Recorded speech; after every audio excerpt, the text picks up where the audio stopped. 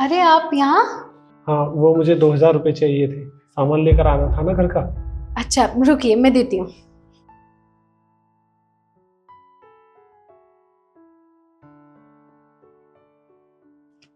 देखिए ना, मेरे पास है भी 2,000 रुपये।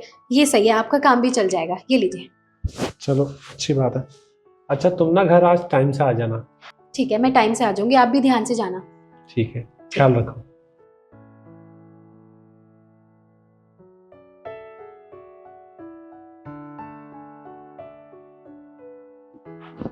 कमली सुनो, इधर आना।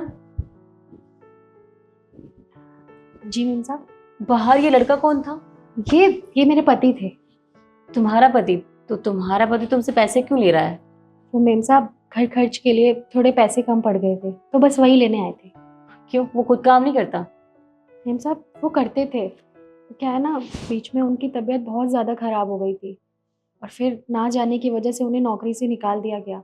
और ऐसी बात नहीं है, वो नौकरी देखते हैं, जैसी मिल जाएगी वो फिर कर लेंगे। ठीक है, तुम अपने पति को पैसे दे रही हो, अच्छी बात है, लेकिन तुम अपने पति को बिगाड़ रही हो।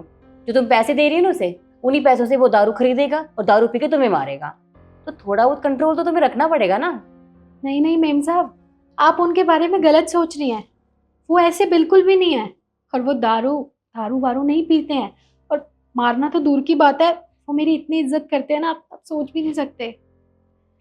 अच्छा, इसका मतलब घर बार तुम ही संभाल रही हो, तो घर की लेडी बॉस तो तुम ही हुई है ना? बॉस वॉस का तो पता नहीं मेम साहब, लेकिन आपको पता है, जब मैं घर में शादी करके आई थी ना, तो मैं काम नहीं करती थी, यही सारा काम करते थे, सब पूरे घर को यही संभालते थे। और मेरी हर एक छोटी छोटी ज़रूरतों का इन्होंने इतना ख्याल रखा है ना कि मुझे मांगने की भी ज़रूरत नहीं पड़ती थी, और ये मेरे लिए पहले ही ले आते थे। और अब जब इनके पास नौकरी नहीं है, तो मेरा फ़र्ज़ बनता है ना कि मैं उनका साथ दूँ। तो बस हम दोनों एक साथ मिलके एक दूसरे का साथ देते हैं। तो बॉस वॉस का तो पता नहीं।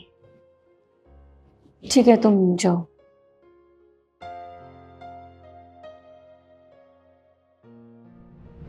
निखिल, तुम मुझे एक बात बताओ, तुम इंटरव्यू के लिए अप्लाई कर भी रहे हो या फिर घर में पड़े पड़े ऐसी जिंदगी बितानी है? शिखा यार, मैं रोज जाता रहा हूँ इंटरव्यू देने के लिए। पता नहीं क्या हो गया यार, मैं कोई भी इंटरव्यू क्लियर ही नहीं कर पा रहा, जबकि मेरी सारी क्वालिफिकेशन ओके हैं। सबको नौकरी मिल रही है, पता नहीं मुझ में ऐसी क्या दिक्कत है जो मुझे कहीं नौकरी नहीं मिल पा रही। तुम देखो ना, अभी भी जस्ट इंटरव्यू दे के आया हूँ, वहाँ भी बात नहीं बनी मेरी। तो बात कैसे बनेगी जब तुम कोशिश ही नहीं करोगे? तो बात कैसे बनेगी? हाँ, मुझे तो लगता है तुम चाहते ही नहीं हो। तुम्हें बस अपनी बीवी के पैसों पर पलना है, तुम्हें काम करना ही नहीं है। तुम्हें पता है मैं कमा रही हूँ तो आराम से बैठ के खाऊंगा, है ना? शिखा देखो, ऐसा नहीं है जैसा तुम समझ रही हो। मैं तुमसे वादा कर रहा हूँ, अपना डबल मेहनत करूंगा। देखना, मुझे बहुत जल्दी ना एक अच्छी नौकरी मिल जाएगी। देखते हैं कब मिलेगी। पर शिखा, मुझे तुमसे एक बात कहनी है। तुम मुझे 500 रुपये दोगी उधार? अब तुम्हें पैसे किस लिए चाहिए? हर रोज तुम्हारे नए खर्चे आ जाते हैं, अब किस लिए चाहिए? वो क्या है कि स्कूटी में ना पेट्रोल ख़त्म हो गया, मेरे पास ज़रा भी पैसे नहीं बचे हैं। तुम मुझे 500 रुपये उधार दे दो, मैं तुम्हें बहुत जल्दी लौटा दूंगा।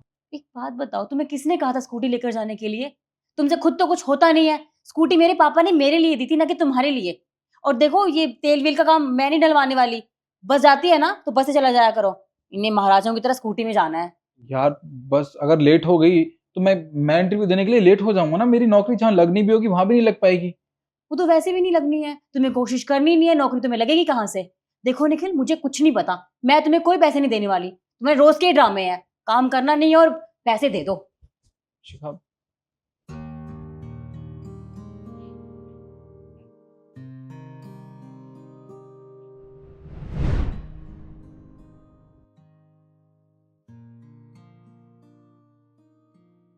आ गए तुम? कैसा रहा आज का दिन? शिखा, आज भी मैं इंटरव्यू में क्वालिफाई नहीं हुआ यार। कोई बात नहीं निखिल, तुम कोशिश कर तो रहे हो। देखना, एक ना एक दिन तुम्हें जॉब जरूर मिल जाएगी, मुझे भरोसा है तुम पर। पता नहीं शिखा, वो दिन कब आएगा।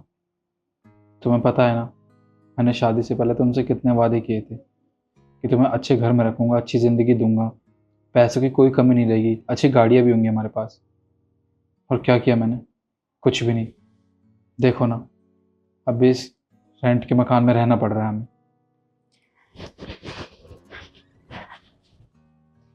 देखो निखिल, मैं जानती हूँ तुम परेशान हो, लेकिन मैं हूं ना तुम्हारे साथ। और तुम प्लीज मुझे माफ कर दो, मुझसे बहुत बड़ी गलती हुई है। तुमने मेरे लिए कितना कुछ किया आज तक। जब हमारी शादी हुई थी तो तुमने हर चीज संभाली, मुझे संभाला, इस परिवार को संभाला, सारा खर्चा तुम उठाते थे। लेकिन आज जब तुम्हारे पास काम नहीं है और मैं काम कर रही हूँ तो मैं इतना घमंडी कैसे हो सकती हूँ?